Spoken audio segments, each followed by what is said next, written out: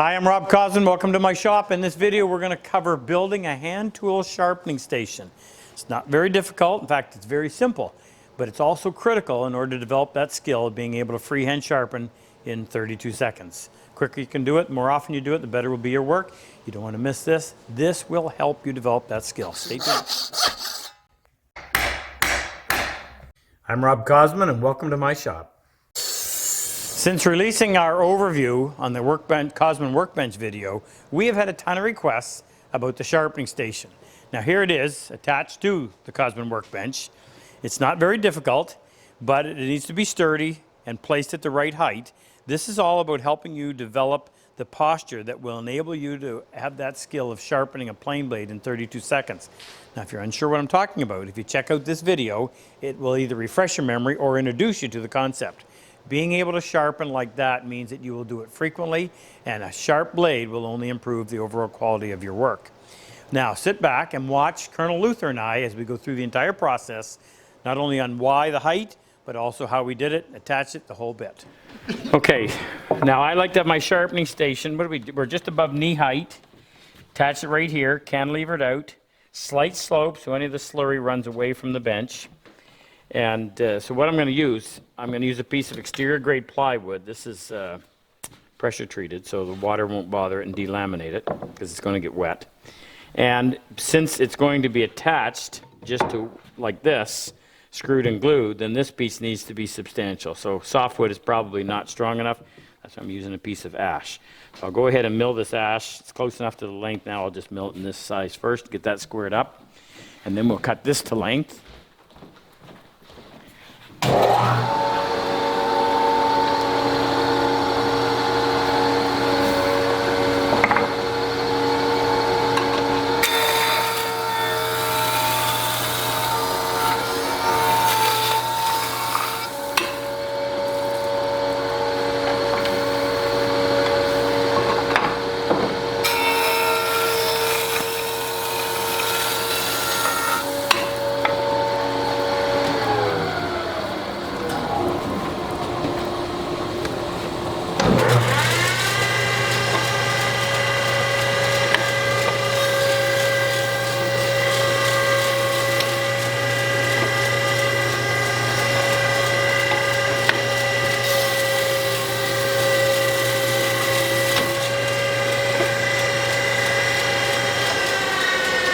The thicker this is, the more surface area we have. Now we want about maybe a 2-degree slope.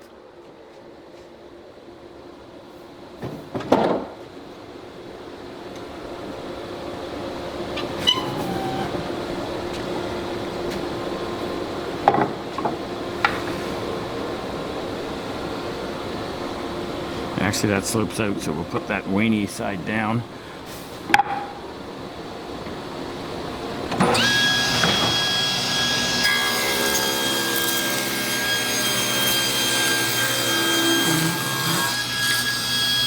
Okay, I'm going to mark that just so I know that that's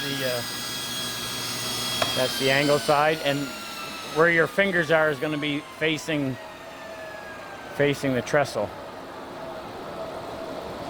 Yeah, that's top and inside. Okay, now let her get the length. I prefer to have this just go from outside edge to outside edge of the trestle. So we're going to cut that at 16 and 11/16. We've got to go with a chop saw.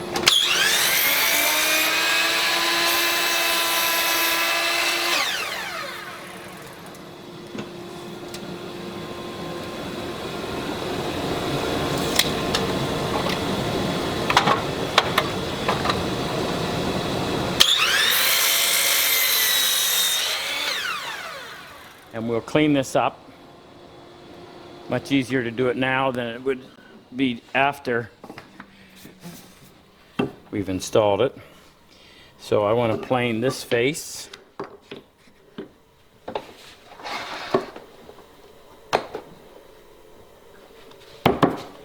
I'll use my 5.5.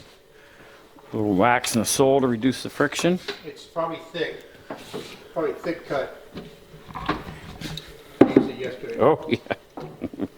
You making cardboard? I was using a scrub point.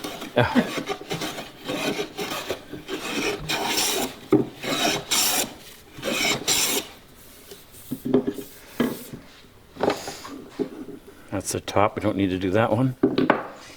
We'll do the bottom.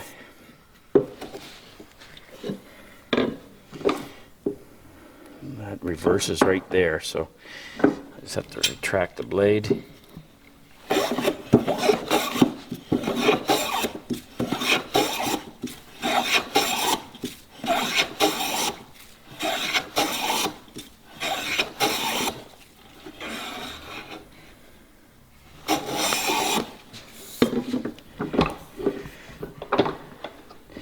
Since we're going to see this partially, we want to clean up the inside as well.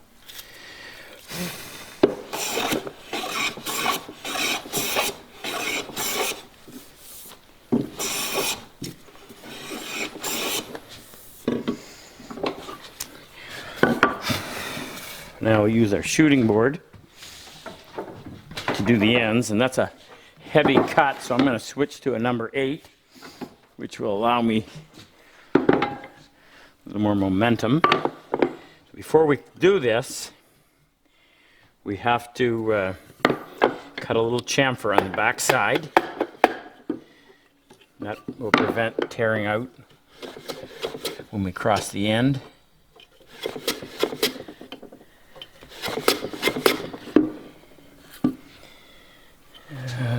Adjust this blade just a little bit. What I want to do is shift the blade down like that, so we're cutting a little more on the bottom than on the top.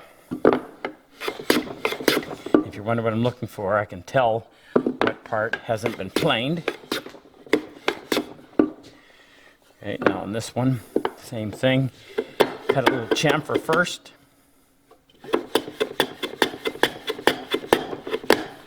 So the chamfer takes care of this, so that we simply plane until we get almost to the end, and then we don't have these fibers breaking off.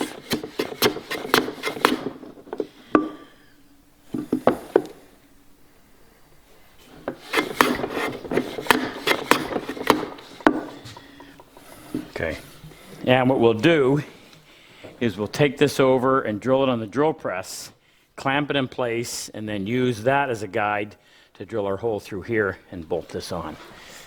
So we'll come in, we'll center that, so we'll come in 2 inches from either end. Thank you.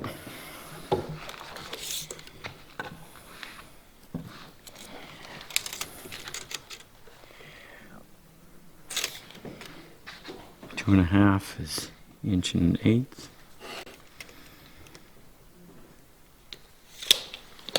And those are 3/8. It's the math program.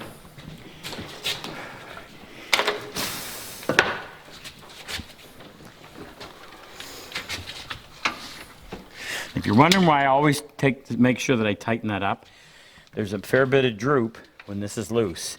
So then you're going to be drilling on an angle. Tighten that up and it rights it, squares it to the drill bit.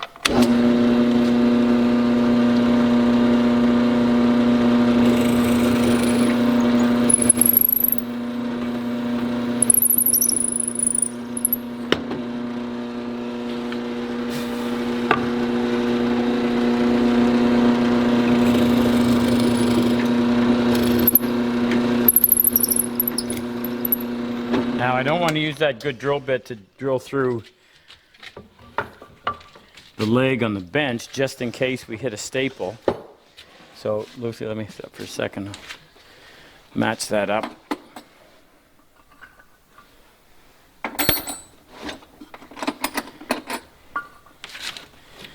There you go. Okay, now we got to clamp that. Let's get our height reading off of the other bench.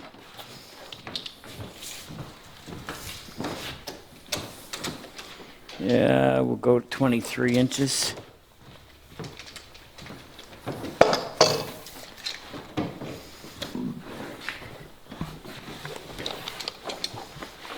Pencil. There you go.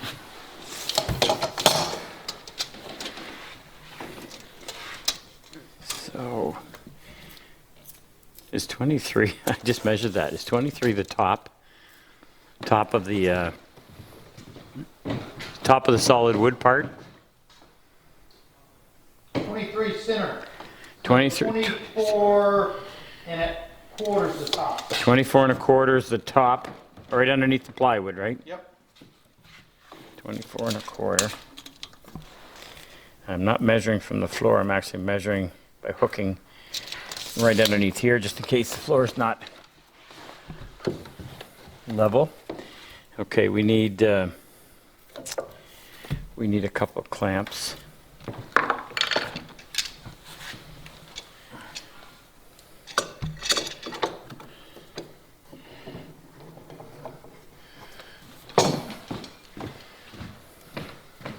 I'll do that if you want to grab the drill. I've got the bit, I just need the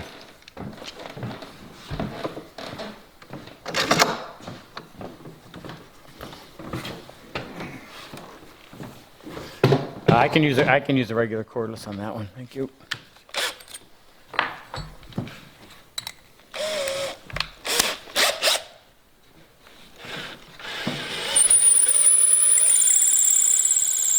We better put something on the back side here because that'll blow out.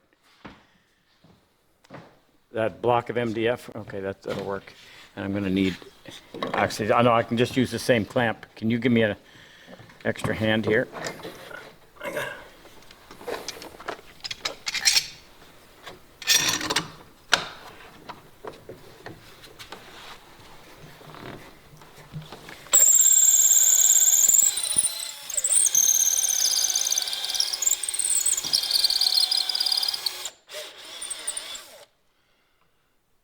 Oh, we're just going to get through.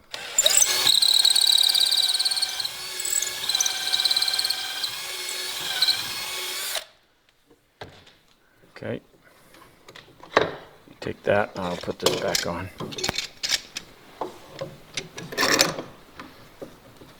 Now I'm going to put a quarter round on these surfaces just to make that a little more pleasant to the touch.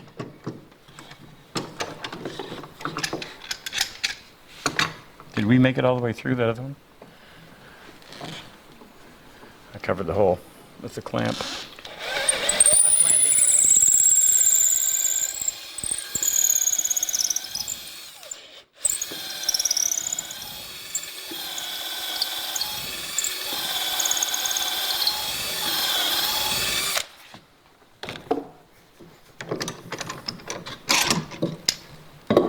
Got it? Yeah. We are through. Okay. So about 12 inches is probably enough. If we had a piece a little bit bigger, it would have been ideal. That is 16 and what am I reading? 16 and 11/16.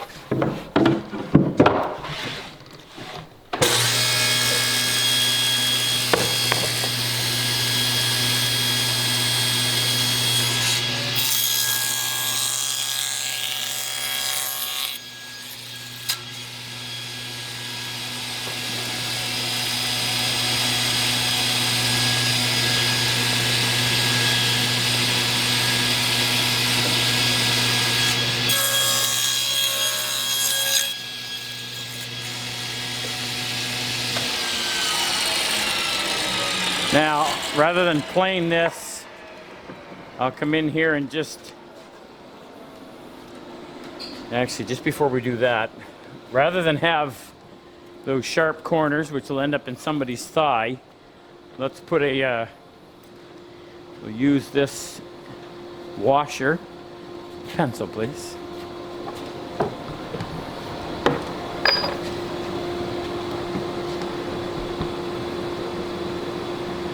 Just knock those corners off.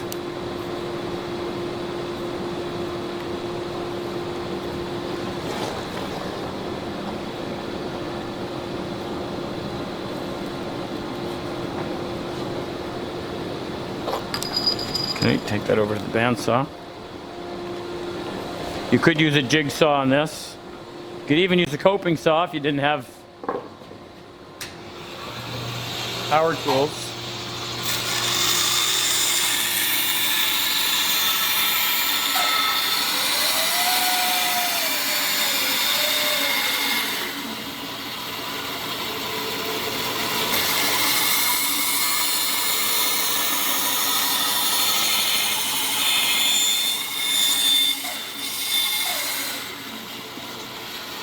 All right, we'll sand those edges just to take away some of that burr. Of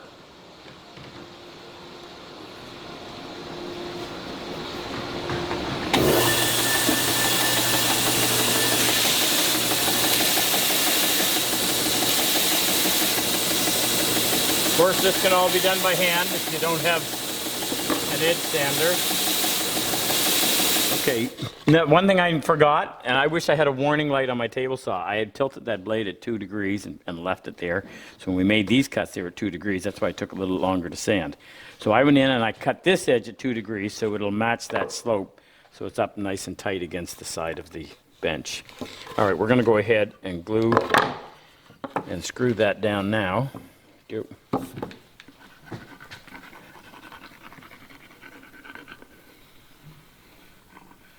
Now the reason we use glue and screws is glue acts like a weld. The glues act like a clamp, but I think the glue actually will do more for keeping this in position. Actually, you know what? Let me turn it a little more than that. I see it. The glue will I act. might use a bigger glue bottle. Well, waste not, want not. That's good.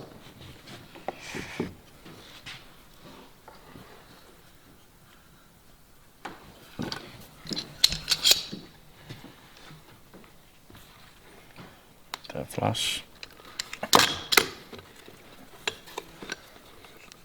No, hold on. Give me a little. Oh, I got nothing there. There we go.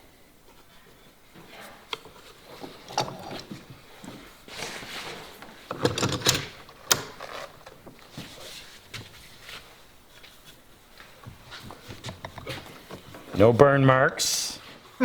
Not in this shop. You hold that like that, please. Okay, now we're gonna go through. We'll put 4 screws on there. So we'll come in there at about 1.5 inches. 1.5 inches. And 2 more. So what are we gonna do? 5. We come in 6.5. Probably an easier way to do this with math, but I don't know it. That's terrible spacing. Let's go try 5.5. That looks better.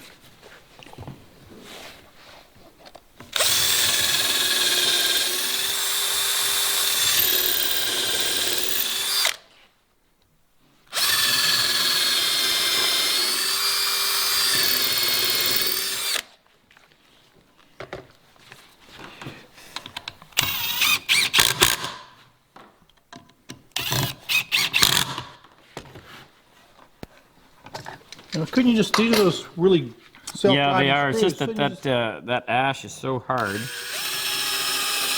If you don't pre-drill for it, there's a good chance it'll snap that screw. But you're right. I didn't need to countersink that. That'll do it itself.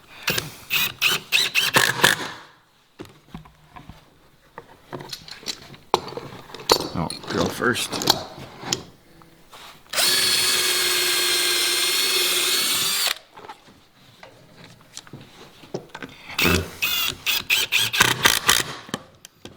Okay. Now we can let that dry. Okay, that sharpening station is plenty dry, so if you want to go ahead and put that on, there's a couple of All right. 9/16 wrenches. We just use regular bolts on that. You want it nice and secure so it doesn't wobble when you're using it. Do you need the hammer? Yes, please. I got it. I got it. Okay.